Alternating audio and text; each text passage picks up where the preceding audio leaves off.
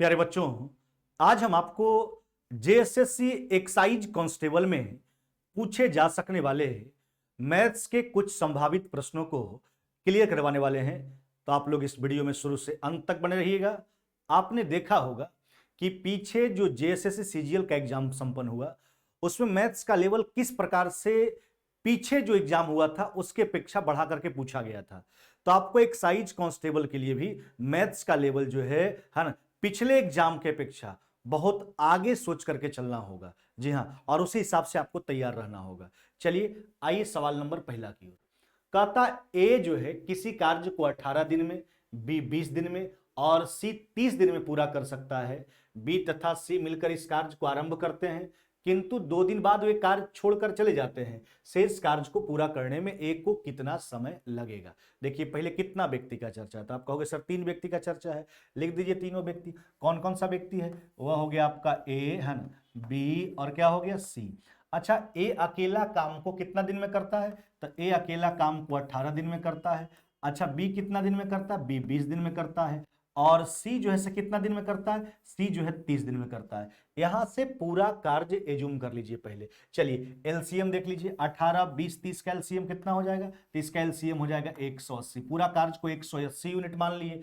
अब देखिए एफिशिएंसी निकाल लीजिए। अच्छा, एफिशिएंसी क्या होता है? हमने आपको बार बार बताया है, work done in a single day is called efficiency of person. किसी व्यक्ति के द्वारा एक दिन में किया गया कार्य है ना, उस व्यक्ति का एफिशिएंसी कहलाता है। तो 18 दिन में 180 यूनिट, एक दिन में कितना करेगा ये? 10। अच्छा, बी 20 दिन में 180 यूनिट, एक दिन में कितना करेगा? 9। और सी जो है 30 दिन में 180, एक दिन में कितना करेगा? तो यह हो जाएगा आपका 6। नहीं, फिर से देख लीजिए आप, है ना। ए जो है काम को 18 दिन में, बी 20 दिन में, सी 30 दिन में, पूरा कार्य 180। एफिशिएंसी निकाल लिए। 18 दिन में 180, एक दिन में कितना करेगा? 10। बी 20 दिन में 180, एक दिन में कितना करेगा? 9। और सी 30 दिन में 180, एक दिन में कितना करेगा? तो यह हो जाएगा आपका 6।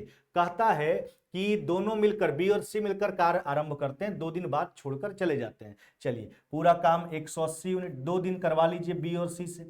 अच्छा, तब बी और सी का देखिए एफिशिएंसी, एक दिन का काम कितना हो गया देखो, तो 9 6 कितना हो गया? बी और सी मिलकर इस कार्य को आरंभ करते हैं, किंतु 2 दिन बाद वे कार्य छोड़कर चले जाते हैं। 2 दिन काम करवाइए। 9 6 15, बी और सी के एक दिन का काम, तो 2 दिन का काम 15 गुना 2 30 यूनिट है ना। यह शेष काम बचा है ना। कहता है कि बताइए शेष कार्य को पूरा करने में एक को कितना समय लगेगा। इस शेष कार्य को ए से कंप्लीट करवाना, तो एक एफिशिएंसी डिवाइड कीजिए। अच्छा, ए का एफिशिएंसी कितना है? 10। नहीं, चलिए अब देख लो, तो यह हो गया 180 में से 30 चला गया, कितना हो जाएगा आपका? यह हो जाएगा आपका 150 और बट्टा कितना? 10।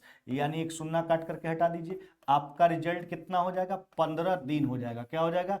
15 दिन आपका राइट आंसर है। ये आपका रिजल्ट हो जाएगा 15 दिन। जी हाँ, यानी शेष कार्य को ए जो है कितना दिन में पूरा करेगा? 15 दिन में। बी और सी मिलकर कई दिन काम करता है? 2 दिन करता है, फिर छोड़कर चला जाता है। बी और सी के एक दिन का काम हो गया 15, 2 दिन का 30 है ना। यानी 180 में से 30 घटा लेंगे, 150 यूनिट शेष काम बचा। इस काम को ए से करवाना है, तो ए की एफिशिएंसी से हमने डिवाइड कर दिया, 15 दिन आपका राइट आंसर हो जाएगा। चलिए अगले सवाल की ओर आ जाइए। हाँ सुनिए आराम से। कहता यदि एक टैक्सी एक निश्चित दूरी जो है वह 40 किलोमीटर प्रति घंटा की गति से तय करने में 25 मिनट का समय लेती है। देखिए एक टैक्सी जो है एक निश्चित दूरी को 40 के स्पीड से तय करने में 25 मिनट का समय लेता है।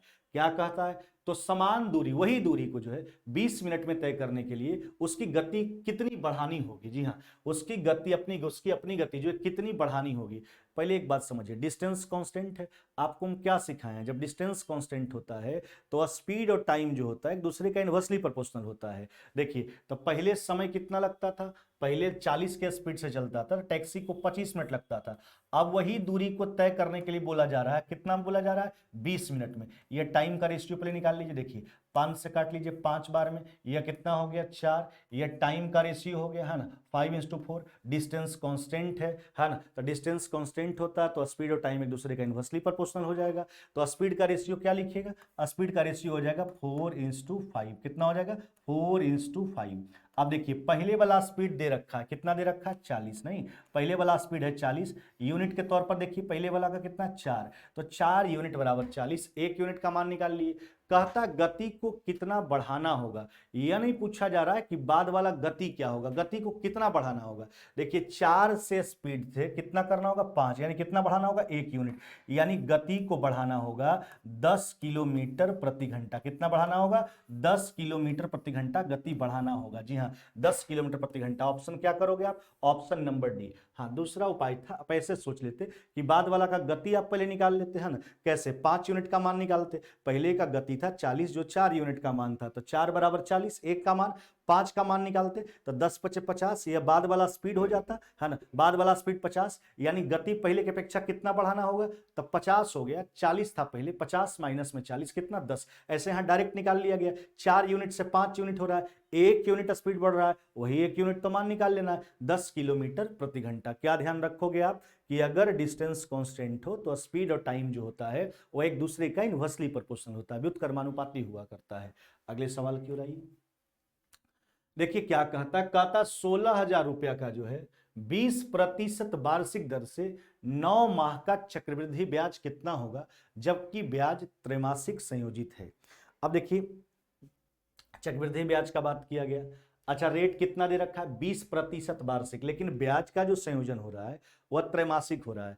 अच्छा रेट है 20% एनुअल है ना, देखिए 20% वार्षिक है एनम, अब इसको त्रैमासिक संयोजित हो रहा है। अच्छा त्रैमासिक अगर संयोजन हो रहा है ब्याज का, यानी हर 3 महीना में ब्याज जोड़ा जा रहा है, संयोजित हो रहा है, तो बताइए साल भर में कितना बार, तो अगर 3 महीना में ब्याज का संयोजन है तो साल भर में कितना बार, तो ये हो जाएगा 12/3, यानी साल भर में 4 बार है ना, तो 4 से डिवाइड कर लीजिए इसको। ये देखिए 20% वार्षिक रेट था है ना, तो इसको त्रैमासिक रेट निकालना है, तो यहीं पर देखिए 20 था वार्षिक है ना, तो यहाँ पर आप 4 से डिवाइड कर लीजिए तो कितना हो जाएगा, ये हो गया त्रैमासिक रेट कितना हो जाएगा 5%। पहले हम क्या सोचेंगे, देखिए पहले हमने सोचा अगर त्रैमासिक संयोजन है तो साल भर में कितना बार संयोजन होगा, है तो 12/3 4 बार, तो 20% वार्षिक था, 20 में हमने 4 से डिवाइड कर लिया, तो त्रैमासिक रेट आ गया 5%। कितना आ गया 5%। अच्छा 5% को आप क्या लिखोगे, लिखोगे 5/100, यानी 1 कितना 20। अब ध्यान दीजिएगा, देखिए अगर 20 रुपया मूलधन तो 1 रुपया ब्याज, बीजधन कितना हो जा रहा है 21 है ना, 20 में 1 इंटरेस्ट, यानी यह प्रिंसिपल और अमाउंट का रेशियो है, किसका, प्रिंसिपल और अमाउंट का रेशियो।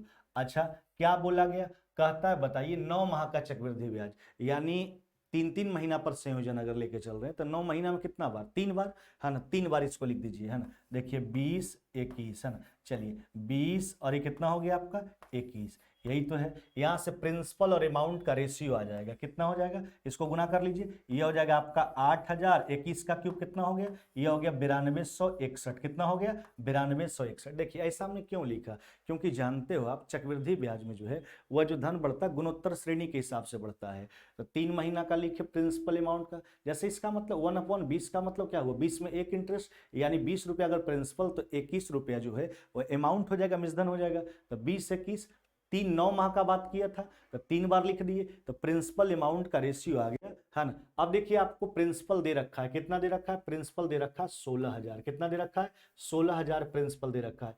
अच्छा प्रिंसिपल का यूनिट आप देख लो कितना यूनिट है, तो ये 8,000 यूनिट है, कितना, तो 8,000 यूनिट बराबर 16,000, 1 यूनिट का मान निकालिए। आपसे क्या पूछा गया, ब्याज पूछा गया, यह तो अगर 9261 निकालिएगा तो यह तो अमाउंट निकल के आ जाएगा, ब्याज पूछा। अच्छा ब्याज निकालने के लिए क्या करेंगे, अमाउंट में से प्रिंसिपल घटा लेंगे, देखिए ना, तो 9261 में से 8,000 घटा लेंगे, 1261 यूनिट का मान आपको निकालना है, कितना का 1261 यूनिट का। चलिए इसको काट लीजिए 2 बार में है ना, तो 2400 122, यानी आपका रिजल्ट कितना हो जाएगा, ये हो जाएगा 2522 रुपया, कितना हो जाएगा 2522 रुपया है ना। ऑप्शन देख लो आप, ऑप्शन क्या हो जाएगा, ऑप्शन नंबर सी हो जाएगा मेरे भाई, क्या हो जाएगा सी। फिर से एक बार बात समझो, 20% एनम आपका रेट है, वार्षिक रेट है, और त्रैमासिक संयोजन है, तो पहले त्रैमासिक रेट निकाल लिए, त्रैमासिक है तो साल भर में सोचे कितना बार, तो 4 बार है ना, तो रेट निकल के आ गया 5%। 5% का मतलब 5/100, यानी 1/20, 20 रुपया मूलधन तो 21 रुपया मिश्रधन, 3 बार लिख दिए है ना। अब देखिए ये 8,000 और 9261 प्रिंसिपल अमाउंट का रेशियो है, प्रिंसिपल दे रखा था 16,000, जो 8,000 यूनिट का मान था, 1 यूनिट का निकाले, आपसे ब्याज पूछा गया घटा लिए, 1261 यूनिट का मान निकाल लिए 2522। चलिए अगले सवाल की ओर आ जाइए। कहता 200 लीटर मिश्रण में, ध्यान दीजिएगा आराम से, क्या कहा गया, कहता 200 लीटर मिश्रण में जो है ना 15% पानी है, बाकी दूध है। दूध की कितनी मात्रा मिलानी चाहिए कि परिणाम स्वरूप मिश्रण में जो है 87.5% दूध हो। देखिए सबसे पहले हम प्रोसेस से आपको बना करके दिखाते हैं और एग्जाम में कैसे बनाएंगे उस पर भी चर्चा करेंगे। अच्छा, दूध और पानी का चर्चा है, दूध की कितनी मात्रा मिलाई जानी चाहिए। देखो जब भी ऐसा सवाल है तो आप उसको पकड़ो ना जिसके मान में परिवर्तन नहीं हो रहा है। बाद में दूध मिलाने का बात किया गया, पानी के मान में तो कोई परिवर्तन नहीं, तो पानी को पकड़ करके चलेंगे। ध्यान दीजिएगा, देखिए 200 लीटर का मिश्रण है ना। अच्छा, पानी कितना हो गया, पानी हो गया 15%। पानी इसलिए लेके चल रहे हैं क्योंकि पानी के मान में कोई परिवर्तन नहीं है। कहता कितना दूध की कितनी मात्रा मिलानी चाहिए। मान लेते हैं 1 लीटर मिला रहे हैं, तो पहले मिश्रण था 200, 1 लीटर दूध मिलाएंगे तो दूध का मात्रा तो बढ़वे करेगा, मिश्रण का भी मात्रा बढ़ जाएगा, 200 प्लस कितना हो जाएगा x।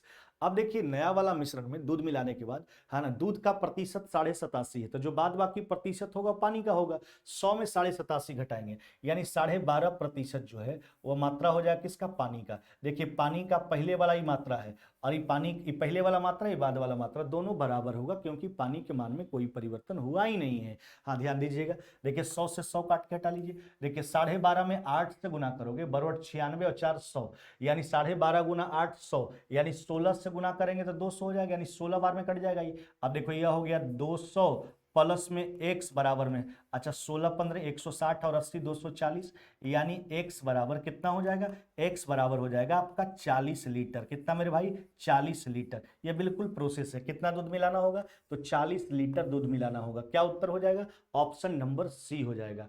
अब देखो यही सवाल को आपको एलिगेशन मेथड से क्लियर करके दिखाते हैं, ध्यान दीजिएगा। अच्छा पानी को ही लेके चलिए, पानी पहले कई परसेंट था, तो आप कहोगे सर 15% था। कितना था, 15%। अच्छा कहता है दूध की कितनी मात्रा मिलाई जाए। अच्छा बाद में जो मिला रहे हैं तो उसमें तो पानी क्या हो जाएगा, 0 क्योंकि दूध मिला रहे हैं। अच्छा प्राप्त जो मिश्रण है उसमें दूध 87.5 है। अब देखो एलिगेशन में आपको हम क्या बोलते हैं कि जब एलिगेशन मेथड का आप यूज करते हो तो बीच में उसी मान का जिस चीज का चर्चा ऊपर होता है उसी की एवरेज वैल्यू मीन वैल्यू का प्रयोग हम लोग बीच में करते हैं। तो 87.5 दूध है तो बाद बाकी पानी कितना हो जाएगा, ये हो जाएगा 12.5। नहीं चलिए रेशियो निकाल लीजिए, घटाइए 12.5 में से 0 चला जाएगा, यहाँ हो जाएगा 12.5 और 15 में से 12.5 गया कितना हो जाएगा आपका 2.5, दशमलव बराबर है 25 से 5 बार में कट जाएगा यानी 5:1 का रेशियो आ गया प्रारंभिक मिश्रण और बाद में जो मिला रहे हैं उसके बीच का।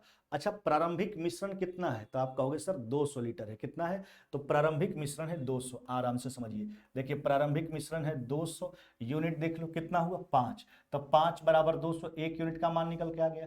आपसे क्या पूछा गया, आपसे कहता है कि बाद में दूध की कितनी मात्रा मिला। अच्छा बाद में जो मिला रहे हैं उसमें कितना यूनिट है, 1 यूनिट। यही तो 1 यूनिट का मान निकालना है यानी बाद में जो दूध मिला रहे हैं वह दूध का मात्रा कितना है, तो 40 लीटर मेरे भाई। कितना, 40 लीटर। हाँ ना, तो परिणाम स्वरूप यही हमसे पूछा जा रहा है दूध की कितनी मात्रा मिलानी चाहिए यानी 40 लीटर। तो दोनों तरीका यह बिल्कुल प्रोसेस है, आप एलिगेशन मेथड से आराम से बना सकते हो। यह जो रेशियो निकल गया प्रारंभिक मिश्रण और बाद में जो मिल रहा है उसके बीच का रेशियो। प्रारंभिक मिश्रण 200 था जो 5 यूनिट का मान है, बाद में क्या मिल रहा है, दूध मिल रहा है 1 यूनिट का मान आपको निकाल लेना है 40 लीटर। चलिए अगले सवाल की ओर आ जाइए। हाँ देखो कहता है एक वृत्त की परिधि सरकमफेरेंस का बात किया गया और एक समबाहु त्रिभुज की परिधि यानी इक्विलेटरल ट्रायंगल का जो है आपसे पैरामीटर कहता है दोनों बराबर है, इसका परिधि और इसका परिमाप है ना, परिमाप कही चाहे परिधि कही है ना।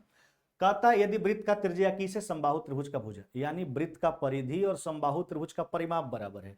अच्छा वृत्त का रेडियस दे रखा है सर्कल का। अच्छा वृत्त का परिधि क्या होता है 2πr, तो 2πr रेडियस कितना हो गया, रेडियस हो गया आपका 21। ये देखिए वृत्त का परिधि है और यही समबाहु त्रिभुज का परिमाप भी प्रश्न के हिसाब से दोनों बराबर है, दोनों का पैरामीटर आपस में। तो इस समबाहु त्रिभुज का परिमाप है, वही वृत्त का परिधि जो है वही समबाहु त्रिभुज का परिमाप है। अच्छा समबाहु त्रिभुज का परिमाप इक्विलेटरल ट्रायंगल का परिमाप, परिमाप का मतलब होता क्या है, चाहे कोई भी आकृति हो, sum of length of external boundaries is called parameter है ना। यानी कहने का मतलब बाहरी सीमा के लंबाई को लंबाई के योग को ही परिमाप कहा जाता है। समबाहु त्रिभुज का परिमाप तीनों भुजा बराबर 3 गुने भुजा, तो देखिए 3 से डिवाइड कर लेंगे है ना, तो इसका प्रत्येक भुजा का लंबाई आ जाएगा 7 गुना 3, 21 काट लीजिए 22 गुना 2 कितना हो जाएगा, ये हो जाएगा 44 सेंटीमीटर। क्या उत्तर हो जाएगा आपका, ऑप्शन नंबर ए। जी हाँ 44 सेंटीमीटर आपका राइट आंसर हो जाएगा। यह है समबाहु त्रिभुज का प्रत्येक भुजा का लंबाई। अगले सवाल की ओर आ जाइए। कहता दी गई संख्याओं में से किसका आरोही क्रम सही, यानी असेंडिंग ऑर्डर में कौन सा ऑप्शन सजा हुआ है। देखो आप यहां पर समझना कौन कौन से फ्रैक्शन का प्रयोग किया गया है।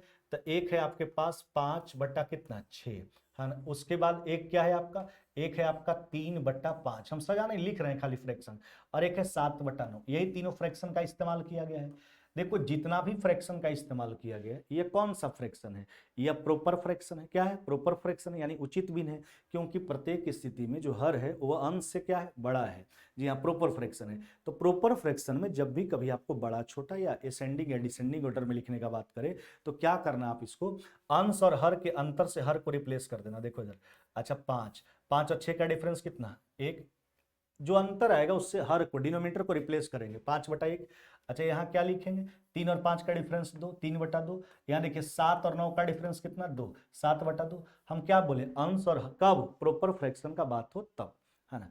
और यही पूछा जाता है 99% केस में आपके एग्जाम में, अंश और हर के अंतर से हर को रिप्लेस कर दिया गया। अब कुछ नहीं करना, एलसीएम निकाल करके प्रत्येक टर्म में गुना करना है। अच्छा एलसीएम कितना आएगा, 2, नहीं 2 से गुना करेंगे 5 दूना कितना 10, इसमें 2 से गुना करेंगे तो 2 2 कट जाएगा 3, इसमें 2 से करेंगे 7। अब देखिए जिसके आगे जिस प्रकार का आंकड़ा प्राप्त हुआ, मान प्राप्त हुआ, फ्रैक्शन उसी प्रारूप का होगा।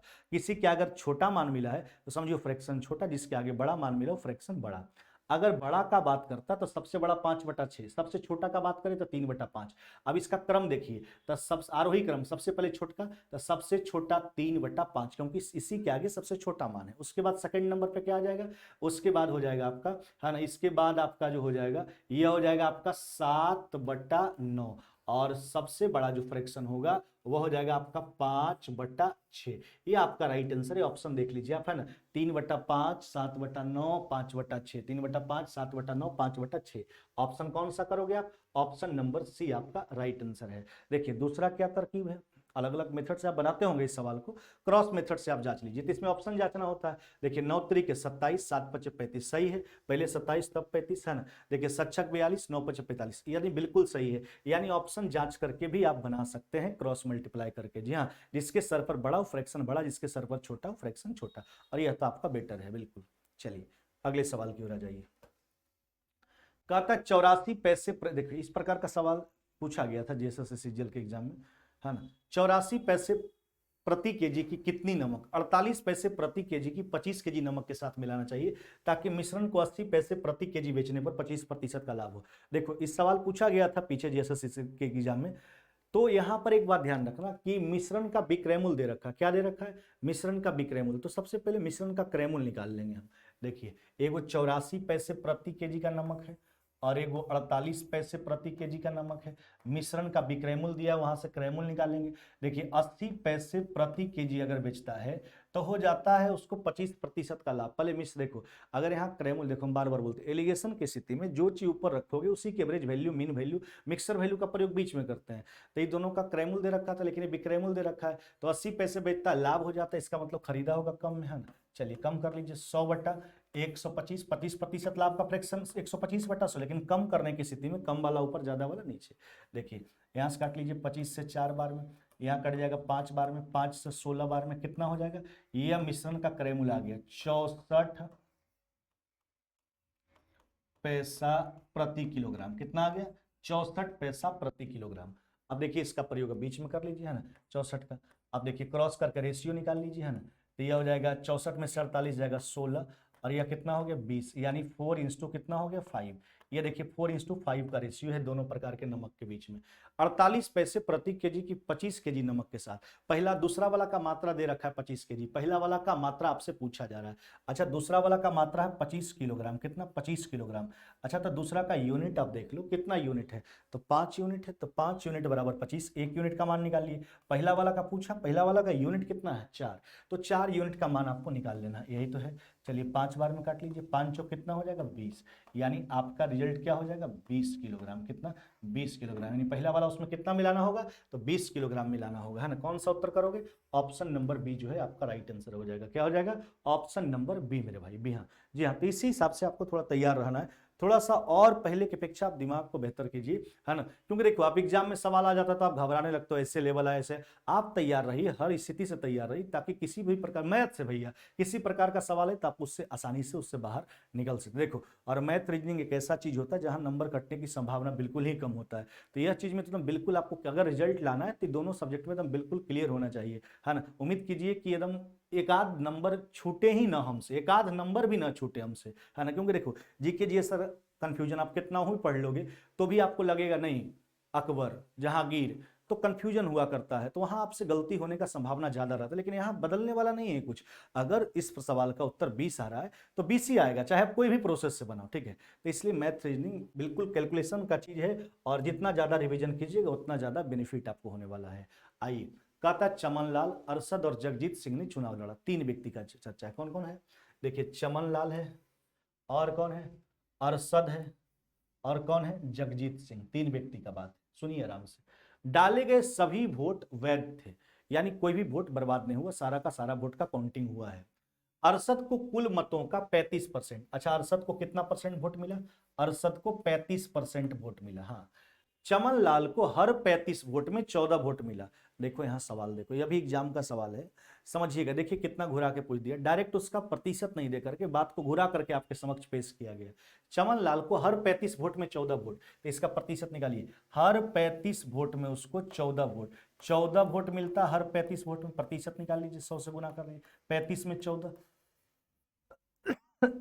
देखिए 7 से 2 बार में, 5 बार में, 5 से 20 बार में, यानी चमन लाल का जो प्रतिशत हुआ वोट का वो कितना हो गया, 40। यहाँ क्लियर नहीं था लेकिन आपको निकालना, हर 35 वोट में 14 वोट उसको मिलता था, कितना प्रतिशत वोट मिला, 35 में 14, 35 जो है 14 जो है 35 का कितना परसेंट है, 40% वोट इसको मिला। आप सोचिए 3 व्यक्ति था, 35 और 40 75, तो बाद बाकी जो होगा 25% वह जगजीत को मिला होगा। यह है जगजीत सिंह का, हाँ ना, वोट का प्रतिशत जो उनको प्राप्त हुआ है। अब सुनिए चमा अब क्या कहता आगे, विजेता को सबसे कम मत प्राप्त करने वाले व्यक्ति से 4950 अधिक, यानी समझो जो विजेता हुआ है, अच्छा विजेता कौन हुआ, जिसको ज्यादा वोट मिला, यानी चमनलाल विजेता हुआ। विजेता को सबसे कम मत प्राप्त करने वाले व्यक्ति, अच्छा सबसे कम वोट किसको मिला, जगजीत सिंह को, है ना। व्यक्ति से 4950 अधिक मत, चलिए तो जो जीता है और जो सबसे कम वोट प्राप्त किया उसके बीच का अंतर दे रखा है सवाल में, कितना का अंतर है, 49-50 का अंतर है, विजेता और सबसे कम वोट जो प्राप्त किया उसके बीच का, है ना। ऐसे तो जीत हार का फैसला इस दोनों में है, लेकिन नहीं, हमसे जो अंतर दे रखा है वह विजेता और सबसे कम वोट प्राप्त करने वाले व्यक्ति के बीच का है। तो 40 और 25 का डिफरेंस कितना, यह 15% का मान होगा। आपसे क्या पूछा गया, कहता डाले गए कुल मतों का संख्या, पूरा मत का संख्या पूछा आपसे, यानी 100% का मान आपको बताना है। चलिए 100% का मान आप निकाल लीजिए, है ना। 15 से काट लीजिए, 15 तरीके 45, यानी 330 बार में, यानी 33,000, कितना हो जाएगा आपका रिजल्ट, यह हो जाएगा 33,000, यानी कुल डाले गए मतों का जो संख्या है वह संख्या कितना हो जाएगा, 33,000। कौन सा उत्तर करोगे, ऑप्शन नंबर बी मेरे भाई, क्या हो जाएगा, ऑप्शन नंबर बी। थोड़ा सा कंसेप्ट वाला सवाल था, घबराना नहीं है ना। और देखो इसी प्रकार का सवाल जो है लैंग्वेज वाला आजकल के एग्जाम में ज्यादा पूछने लगा है, तो बिल्कुल आप जितना ज्यादा से ज्यादा प्रैक्टिस कर सकते हैं, खास करके प्रीवियस ईयर प्रश्नों का ज्यादा से ज्यादा प्रैक्टिस कीजिए आप। अगले सवाल की ओर आइए, कहता 150 वस्तुओं का माध्य, माध्य मतलब औसत 45 पाया गया, यदि गणना के समय, जिस समय काउंटिंग हो रहा था, दो मद को गलत तरीके से 38 और देखो दो मद जो था 38 और 46, अच्छा 38 और 46 का मतलब कितना होगा देख लीजिए, यह हो गया आपका 4, यानी 84। दो मत जो 38 और 46 था उसको क्या पढ़ लिया गया है, कहता उसको 38 को 83 पढ़ लिया गया और 46 को 76 पढ़ लिया गया। देखिए कितना कितना पढ़ लिया गया, 639 159, यानी कितना ज्यादा पढ़ लिया गया, यह देखो, यानी पढ़ लिया गया 75 ज्यादा, कितना ज्यादा पढ़ लिया गया, 75।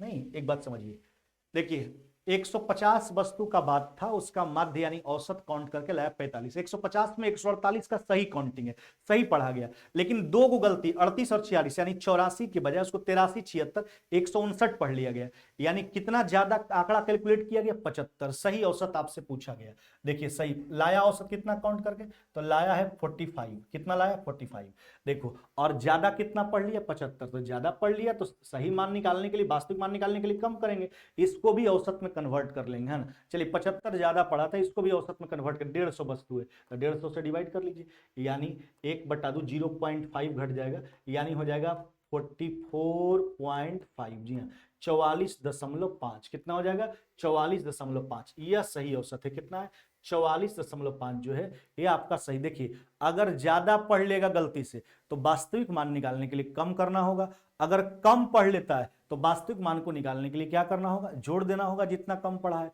75 ज्यादा पढ़ा था, 75 कम किया, लेकिन उसको भी औसत में कन्वर्ट करना है, नंबर ऑफ पॉइंट। 75 तो घटेगा, सब में से घटेगा, तो 150 से डिवाइड कर लिए, 0.5 घट जाएगा, यानी 44.5। अगले सवाल की ओर आइए। देखिए कहता एक त्रिभुज एबीसी में जो है, ध्यान दीजिएगा आराम से, हाँ कहता एक त्रिभुज एबीसी में कोण 20 समकोण है। हाँ क्या कहा गया, कोण 20 में जो है क्या है, समकोण है। अब क्या कहता है, यदि AC बराबर 6, AC क्या है 6, और BC, और कहता है और भुजा AC पर D मध्य बिंदु है। अच्छा ये पूरा AC 6 था और D इसका अगर मिड पॉइंट है तो देखिए 2 बराबर भाग में बांट देगा, नहीं तो यह हो जाएगा 6 है तो 3 और 3 में बट गया। अब हमसे क्या कहता है, कहता है BD की लंबाई बताइए। देखो एक बात ध्यान रखना आप, एक सवाल इससे अभी रिलेटेड जो है पूछा गया था जेएसएससी सीजीएल में।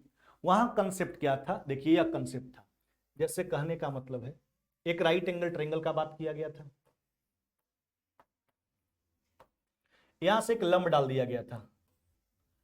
अभी नहीं कहा गया था कि डी उसका मिड पॉइंट है, और आपसे एडी और बीसी का, एडी और सीडी का लंबाई दे रखा था, तो वहां सीधा हम कंसेप्ट आपको बता दिए कि समकोण त्रिभुज के कर्ण पर डाले गए लंब का लंबाई उसके द्वारा बनाए गए अंतःखंडों के गुणनफल के बराबर होता है, √AD गुना CD। इस कंसेप्ट से आप निकाल सकते हैं, कब, जब लंब डाला जाए, डी उसका मिड पॉइंट नहीं हो तब, लंब डाला जाए तब, परपेंडिकुलर हो तब BD, तो उस स्थिति में BD का लंबाई ऐसे निकालते हैं। ये पूछा गया था अभी तुरंत। यहां जो सवाल है वह कहता है लंब नहीं डाला गया, कहता है डी जो है वह AC का मिड पॉइंट है। तो आप एक बात ध्यान रखना, समकोण त्रिभुज का जो लंब केंद्र होता है ना, वह समकोणिक शीर्ष पर स्थित होता है। अगर लंब केंद्र का बात, यह भी सवाल आया है कि समकोण त्रिभुज का लंब केंद्र कहां स्थित होता है, समकोणिक शीर्ष पर, समकोण बनाने वाले शीर्ष पर। समकोण त्रिभुज का परिकेंद्र कहां स्थित होता है, तो कर्ण के मध्य बिंदु पर स्थित होता है। क्या रखोगे, लंब केंद्र कहां स्थित होता है, समकोणिक शीर्ष पर, परिकेंद्र कहां होता है, कर्ण के मिड पॉइंट पर, हाइपोटेनस के मिड पॉइंट पर।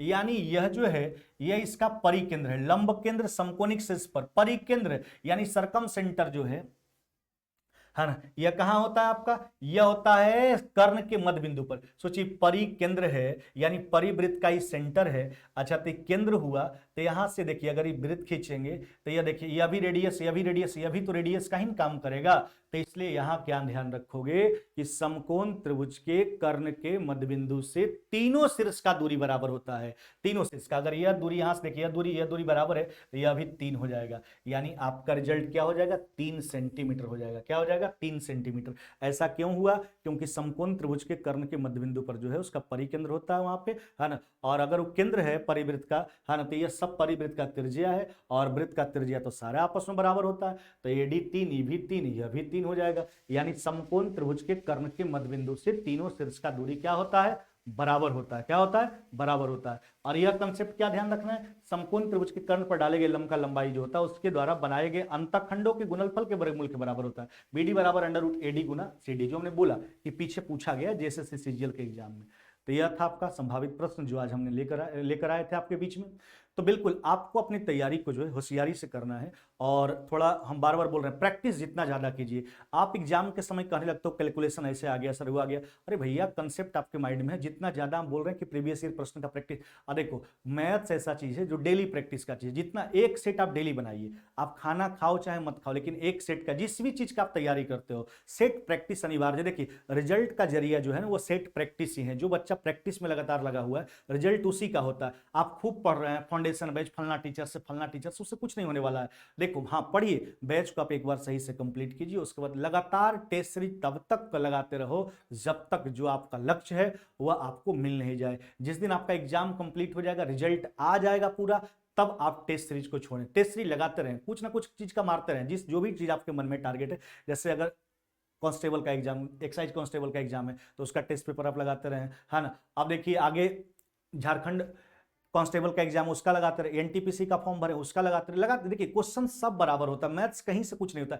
आप अभी देखे होंगे कि जेएसएससी सीजीएल के एग्जाम में जो मैथ्स पूछा गया था सारा एसएससी वाला सवाल पूछ दिया गया था, उसी का 2-4 सेट से उठा करके सारा सवाल को डाल दिया गया था। तो इसलिए कुछ भी हो सकता है, आप प्रैक्टिस करते हो, जितना ज्यादा प्रैक्टिस कीजिएगा, मैथ में जो है प्रैक्टिस ही आपको महान बना सकता है, और रिजल्ट के लिए प्रैक्टिस बहुत जरूरी है। चलिए आप ऐसे ही मेहनत करते रहिए, फिर मुलाकात होगा हम लोग का नेक्स्ट वीडियो में, तब तक विदा लेते हैं। जय हिंद जय भारत।